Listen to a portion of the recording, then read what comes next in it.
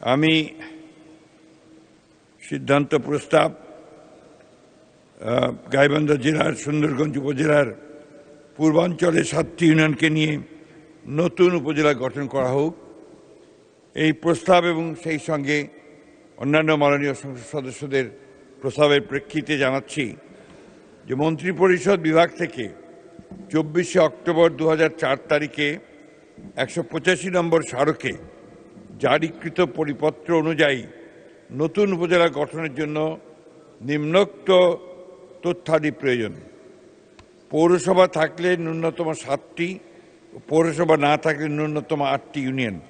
খ, জনসংখ্যা হতে হবে 2 লক্ষ থেকে 2.5 লক্ষ, আয়তন ন্যূনতম 300 বর্গ কিলোমিটার।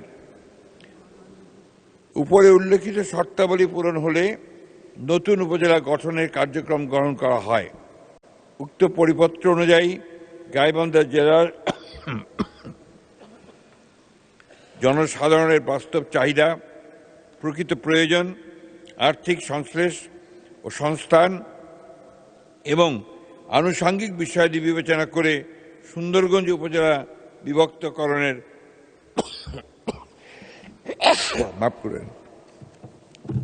প্রস্তাব পাওয়া গেলে নতুন উপজেলা গঠনের বিষয়টি বিবেচনা করা যেতে।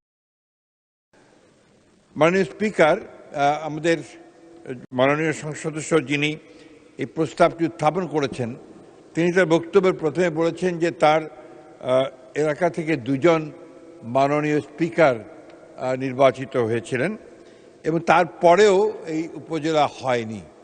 সুতরাং আমরা তাকে এটুকু আশ্বাস দিতে চাই যে তিনি যদি এই বিষয়গুলো, যেগুলো আমরা শর্তাদি দিয়েছি, শর্তাদি পূরণ করে আমাদের সরকারের কাছে উত্থাপন করেন, আমাদেরকে জানান, তাহলে অবশ্যই আমরা তার উপজেলা গঠনের প্রস্তাবটি আমরা অত্যন্ত ইতিবাচকভাবে বিবেচনা করব।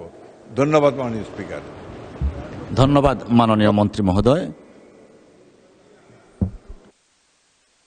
মাননীয় মন্ত্রী মহোদয়কে মাইকটা দিবেন প্লিজ। সেই সঙ্গে আমি অনুরোধ করব যে যেহেতু আমরা এটা ইতিবাচকভাবে বিবেচনা করব, সেই কারণে মাননীয় সংসদ সদস্য এই প্রস্তাবটি তিনি প্রত্যাহার করবেন।